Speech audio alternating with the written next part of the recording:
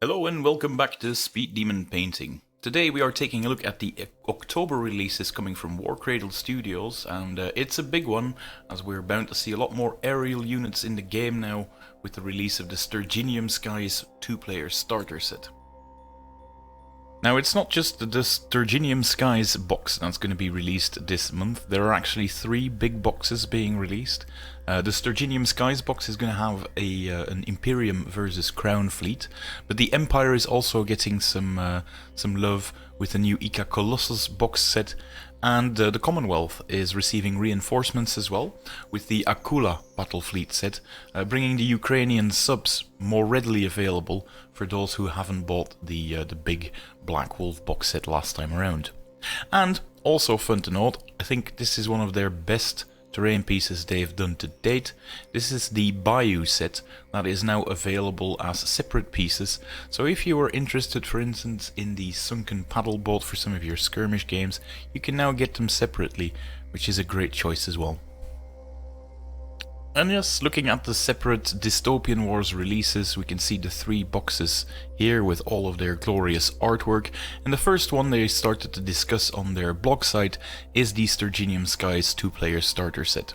Now, if you read all of the text, you'll notice that it is a fight between the Imperium Forces trying to take some of the grounds from the Crown in Canada, and so the Canadians are responding in force and sending in the Crown Rotor Brigade as well.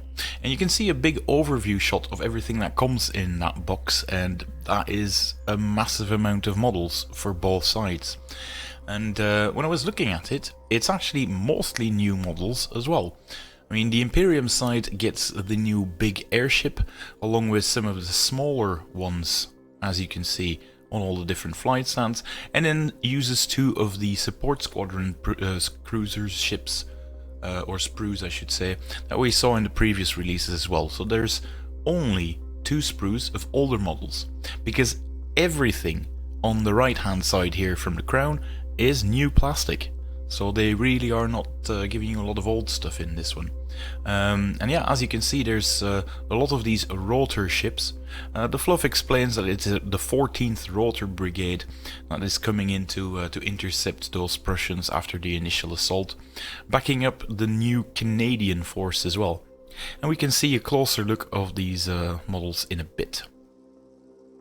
We're first starting off with the new Imperium Forces though, and it looks like this is one of the first new flagships made completely out of plastic, which can be built in 1 or 2 ways. Now, we've seen this one in the Orbats as well, so this is no surprise, but we've got the massive Stark Imperium Sky Fortress, which is a mobile air base, essentially, with some heavy firepower tacked on as well, so that is a great new addition. And we of course get a lovely shot from the back, and I just love how the rear of this just looks like the Imperium Cross as well, and it's got the Imperium Cross as sculpted on details all over the place.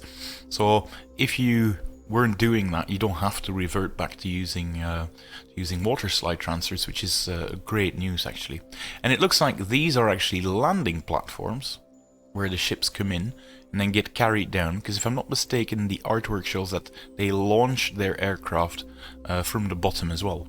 And from the looks of it, this is a new type of very massive naval base that they are now including in this set. So yeah, that looks like a very exciting release.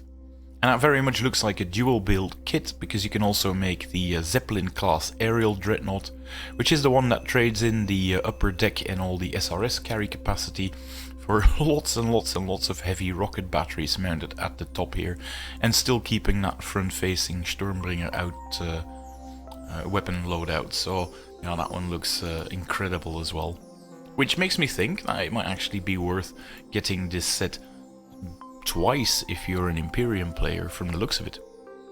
And you also get size 2 new ships.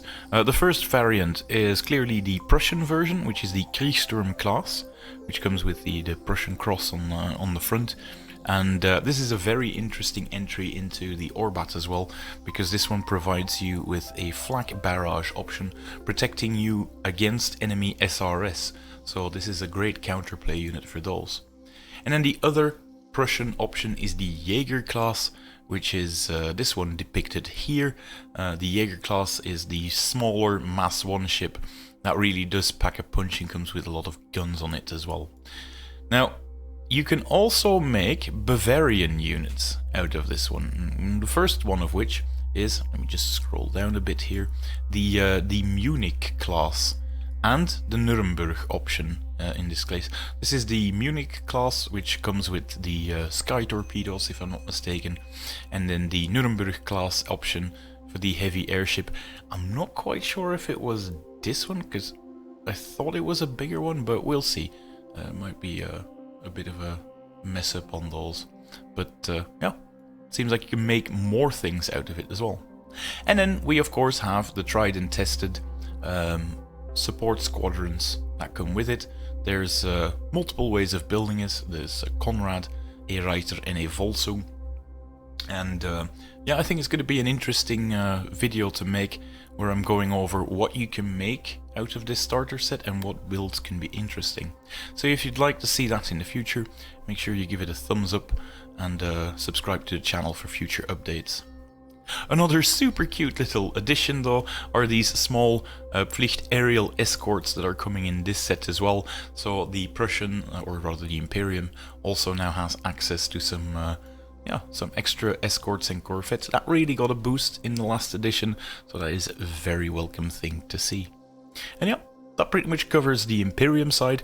That's a nice little rounded force with some aerial units and some naval units, and we see that sort of repeated in the Crown. The Crown gets the rotor ships, and personally that's something that I was looking forward to a lot. This isn't like a ship that you can build multiple variants of like you can do with the Imperium though, but that's not too much of a worry for me when your main ship looks like this.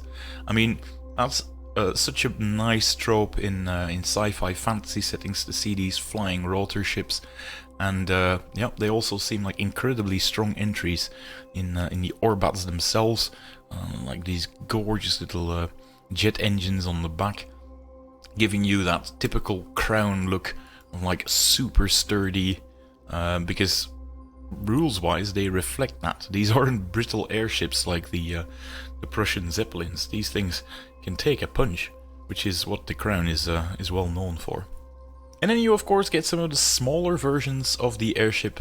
The first one is the Tintagel class battle rotor, which comes with some rocket batteries and, if I'm not mistaken, some torpedoes at the front to give you some Mass 1 firepower increase for the Crown. And you also have the smaller Saxon scout rotors helping you out as well. Now, if I'm not mistaken, these can actually help or function as some sort of helicopter unit that drops in some land units when they get released into the game as well. So it's a very forwards aimed release, this Crown release as well. And it's not just the airships, you also get the brand spanking new Canadian ships, and if I'm not mistaken, a Newfoundland class was the sort of mainstay battle cruiser, the core of your army. And yeah, I just absolutely love the look of it. This very armored front, along with like the symbol of the Canadian, well, something that resembles an eagle, looks really, really great. And looking at it from a distance, it still very much looks like a Crown ship. So it's not like these are going to not blend in with your existing British ships, should you already have them. And yeah, I think that's a really gorgeous setup. And you can go an even heavier version with the Bonaventure class as well, where you add a small rocket or gun battery, I should say, in the back. So yeah, even more options to build those ships. And it's not just those that you can make out of it. It seems like you can also make this one. That's the Toronto class. If I'm not mistaken, that is the flagship entry. So if you take two of those, they sort of act like the Sabre Command Cruiser, where they will form the flagship in this box set. So it looks like in this box set you're, well, unless of course you already have different Crown flagships at your disposal, you are going to want to build at least two of these to give you your flagship option. But again, I'm hoping to make a video out of that one to help new players get the most out of that box. The Yukon class was a mine layer variant, if I'm not mistaken, that combines the main cruiser with that option. And this one is a very fun little ship. Well, this is the Halifax class. It's the one that gives the shield amplifier to get the most out of your different Guardian generators as well. And of course, last but definitely not least, the Crowns are getting small, torpedo spamming Orca class hunter submarines. They already had the Morgana submarines, but those were like move fast towards the enemy and use a buzzsaw to cut them to ribbons. If you'd rather hang back and just pelt the enemies with torpedoes, this is more the submarine for you. And with this being a 2-player box set, it looks like they also included a small campaign book to help people get to grips with the game and have a few tutorial missions, if you will, to play them. And it looks like they come with a new updated version of the rules. We've seen a big new rules update with 3.03, and they will be in this box set, it seems, if you want a physical copy of that rule book. I'm not too sure what they're going to be doing with the Goblins box, but I can imagine that one gets updated to be in line with these as well.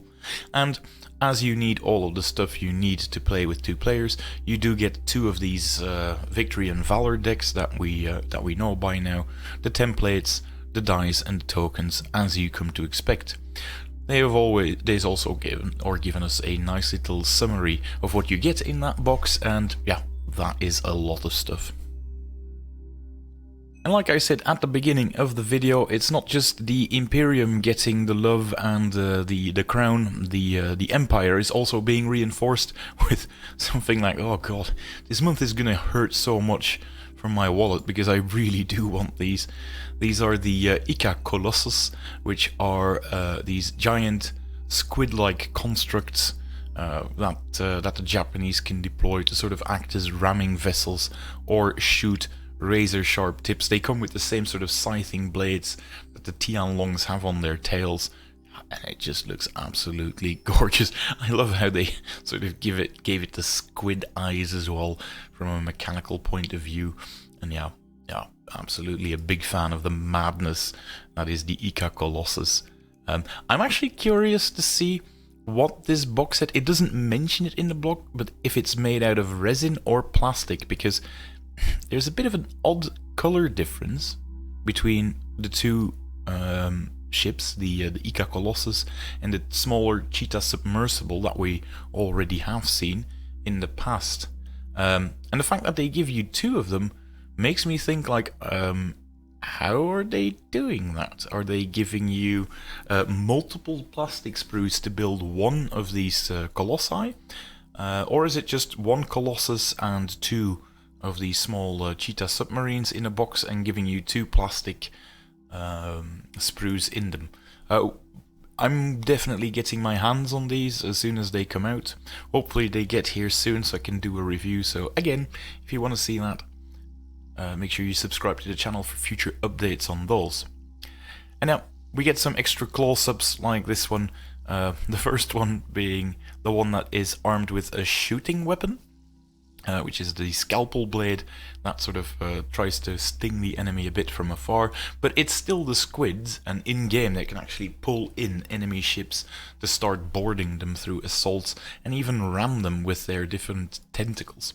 But if you want a version that is completely geared towards ramming opposing ship, you swap out the shooty weapons for these, the scything blades, where you just try to ram him and do a lot of damage this way.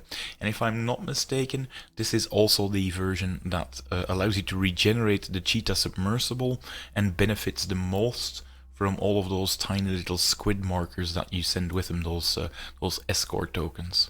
Because yeah, I'm a big fan of these models. I loved painting those up, and when I'm playing with my my Empire, my Japanese, I'm trying to cram in as many of these as possible because escorts have gotten really good, so I can recommend getting your hands on these.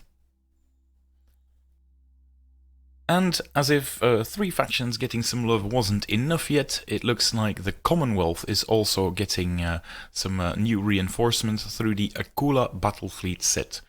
We have seen these plastics before. They were available in the Black Wolf Big Fleet box set, but they are now available separately, which makes me very happy because I'm one of those people who bought the Murmansk set when it first came out and then saw that the Black Wolf was released later on, and now I can finally get my hands on these Ukrainian submarines as well, and yeah, they're painted in that black and red color scheme that I'm hoping to get. And as we've seen when those plastics came out, you can still build the Deathbringer class Grand Submarine in this set, should you so desire. So there's still the option of creating an extra version of this one and still 2 Akulas, or just go for 3 Akula submarines if you want. And given how many submarines you actually get in this box, that is a very good value for money, because yeah, you're just set in the number of submarines that you'll ever need in your life when you do that one. And it's also quite exciting because they actually start coming with the smaller gun turrets that we've seen being released in both the Marina set and this one. So you can start swapping out some of those turrets on the Ruriks, as is an option now in the new Orbats. And yeah, they look gorgeous, don't they? All the little rocket batteries on top of there as well, torpedoes for days to just pelt your opponent from afar, and I'm very much enjoying this Kisak class, and seeing them all painted up makes me yeah, excited to get my hands on these as well. I really want to see them in my my Russian force stat. And the little piranhas, well, they actually look quite sharper when you see them painted up. I thought they were a bit angular when they, well, they're still angular obviously, but they look a bit more aggressive when all painted up. Daz of course always does amazing work with the paint jobs on these, so yeah, that is almost to be expected. And yeah, to round things off, that Black Lake Bayou set is now available separately in all pieces, which is this enormous manor for you to play with. That comes with a completely detailed interior as well, so that is of course amazing for your different WoW West Exodus games, but again can also be used in quite a lot of other different settings, because yeah, a big centerpiece terrain like this one is bound to give you some very fun gaming experience. And yeah, especially this one, I think this is just great. And you know, Warcradle Scenics does do a great job of just making sure that it's all primed and colored MDF that you just have to stick together and it'll look great on the table. But should you so desire, you can still add a lick of paint, because, well, it's essentially primed out of the box. Normal MDF soaks paint like a sponge, and so when you try to paint it, you have to hit it with a cheap primer first and all of that jazz. You don't get that with this sort of primered MDF, so that is a great bit of material to work with. And so, there you have it. All of the new and exciting releases that we've seen from Warcradle Studios for this month. For me personally, it's going to be a very expensive month, and yeah, I can't wait to get my hands on these and show you what's inside, and actually make a bit of follow-up content as well. I'm running behind a bit, sadly, with my Orbat updates, because yeah, things have been incredibly hectic at work lately during my day job, but I'm going to try to catch up with those. So I hope to see you soon in the next video. Until then, bye!